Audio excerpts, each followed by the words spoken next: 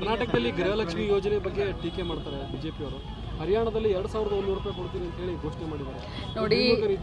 ನೋಡಿ ಮೊದಲನೇದಿಂದ ಬಿಜೆಪಿಯವರ ಒಂದು ಚಟ ಇದೆ. ಎಲ್ಲ ಕಾಂಗ್ರೆಸ್ ಪಕ್ಷದಿಂದ ಆಗುವಂಥ ಕಾರ್ಯಕ್ರಮಗಳನ್ನ ಯೋಜನೆಗಳನ್ನ ಟೀಕೆ ಟಿಪ್ಪಣಿ ಮಾಡ್ತಾರೆ.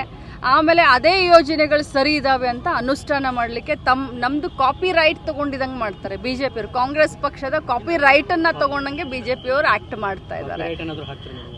ಏನು ಕಾಪಿ ರೈಟನ್ನು ಇನ್ನು ನೋಡಬೇಕು, ಇನ್ನು ಜನ ಹಾಕಬೇಕು ಅವ್ರ ಮೇಲೆ. ಯಾಕಂದರೆ ಲಾಡ್ಲಿ ಬೆಹನಾ ಅಂತ ಮಧ್ಯಪ್ರದೇಶದಲ್ಲಿ ಮಾಡಿದರು. ಈಗ ಮಹಾರಾಷ್ಟ್ರದಲ್ಲಿ 2000 ರೂಪಾಯಿಯನ್ನ ಗೃಹಲಕ್ಷ್ಮಿ ಥರನೇ ಅನೌನ್ಸ್ ಮಾಡಿದ್ದಾರೆ. ಜಮ್ಮು ಕಾಶ್ಮೀರದಲ್ಲೂ ಕೂಡ ಮಾಡಿದ್ದಾರೆ, ಹರಿಯಾಣದಲ್ಲೂ ಕೂಡ ಮಾಡಿದ್ದಾರೆ. ಸೊ ಬಹುಶಃ ಕಾಂಗ್ರೆಸ್ ಪಕ್ಷದ ಕಾಪಿ ರೈಟನ್ನು ಬಿಜೆಪಿಯವರು ತಗೊಂಡಂಗಿದೆ.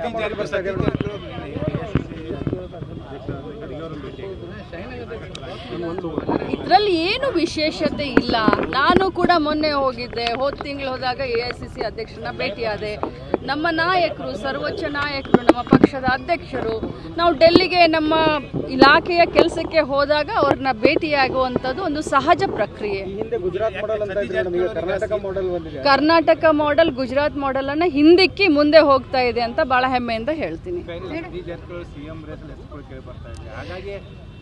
ನೋಡಿ, ಯಾರೇ ರೇಸ್ನಲ್ಲಿದ್ದರೂ ಕೂಡ ಅದು ನಮ್ಮ ಪಕ್ಷದ ಹೈಕಮಾಂಡ್ ಅದರ ನಿರ್ದೇಶನದ ಮೇಲೆ ಮತ್ತು ಏನು 136 ಜನ MLAಗಳು ಗೆದ್ದಿದ್ದಾರೆ ಅವರ ಇಚ್ಛೆಯ ಮೇರೆಗೆ ಆಗೋದು.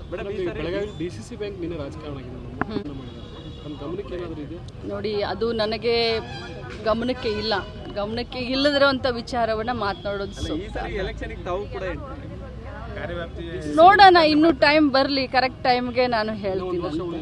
ಇನ್ನೊಂದು ವರ್ಷ ಇದೆ, ಎಲ್ಲರೂ ತಯಾರಿ ಮಾಡ್ತಾ ಇದ್ದಾರೆ, ನಾವು ಕೂಡ ತಯಾರಿ ಮಾಡ್ತಾ ಇದ್ದೀವಿ.